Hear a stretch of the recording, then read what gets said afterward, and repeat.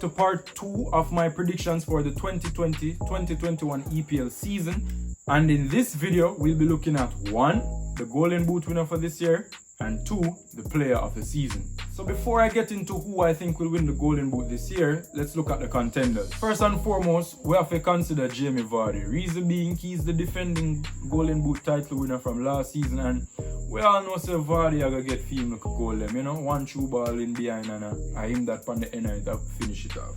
Next in the contenders will be Mohamed, Salah and Sadio Mane from Liverpool. Mane finished with 18 goals last season and Salah finished with 19 goals last season. For me, it will be difficult for them to repeat, when was it? 2018 when they tied along with Aubameyang. There was a 3-way tie for the Golden Boot. All of them finished on 22 goals that season. So for me, it will be difficult for either of them to replicate a Golden Boot winning season, simply because they play in the same team, the same forward line. So they kind of cancel each other out in a way, you know, because they have to be sharing the ball and thus sharing the goals. But maybe them can prove me wrong. Let's see. Next in the contenders for me is PierreEmerick Aubameyang, Arsenal's main man up top.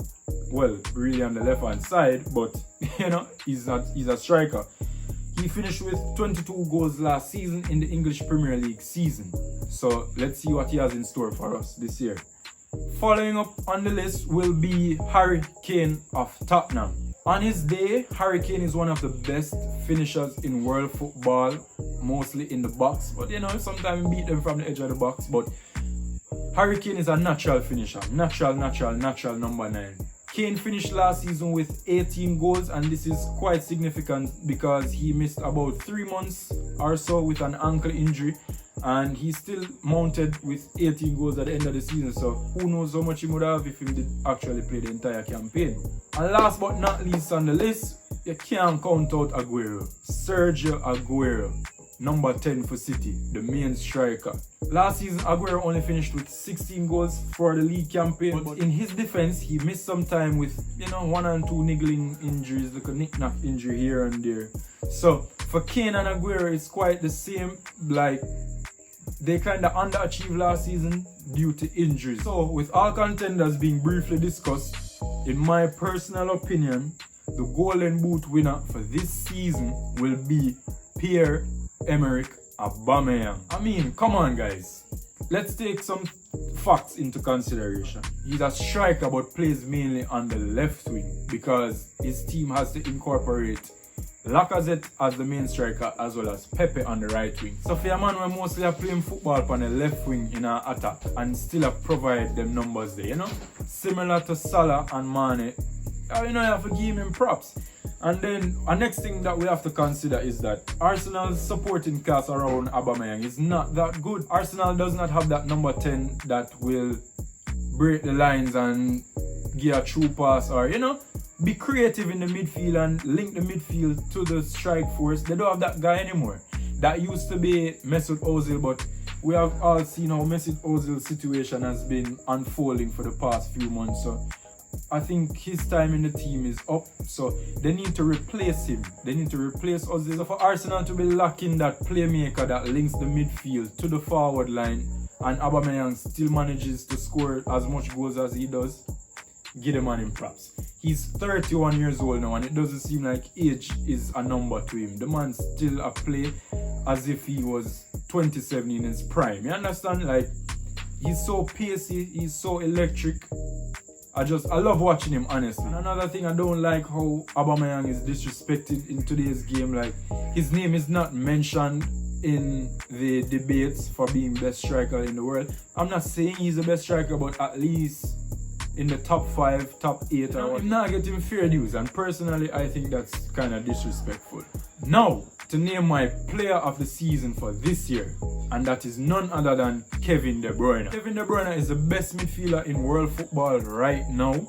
He is the best midfielder in the Premier League and also the best player in the Premier League. Last season, De Bruyne finished with 33 goal contributions. He tallied 20 league assists for the entire campaign, and that has only been done once before, and that was Thierry Henry all the way back in 2002-2003. So they both tie for the record, tallying 20 assists. And that is simply amazing. Additionally, even though he plays majority of his football in the midfield, Kevin De Bruyne finished with 13 league goals. I'm gonna tell you about a little tapping goal and a little make goal. Me I tell you so some of the goals I'm banging from way over Westmoreland, you know? A quality goal me I tell you about. I even remember one of them in the lockdown when he scored against Chelsea, the free kick. Bro, I was speechless. Honestly, I was speechless. Kevin De Bruyne is all that you would want in a midfielder. Reason being, he also defends. Kevin De Bruyne prides himself on picking the ball up from midfield, dribbling it. If he have to kill two man, chop two man in the midfield, well, so be. He's determined to get the ball from the back line, dribble it through the midfield and find that clinical pass to his forward line, or sometimes he even take the goal for himself. But we all know Kevin De Bruyne is a facilitator at heart, and that is what he does. He is a natural number 8, box to box. What more could you ask for? Okay guys, so this is the end of part 2 of my predictions for this year's EPL 2020-2021 season. And I'd just like to thank you guys once more for tuning in. Don't forget to like, subscribe, share, comment, tell everybody where you know. Thank you for your continuous support.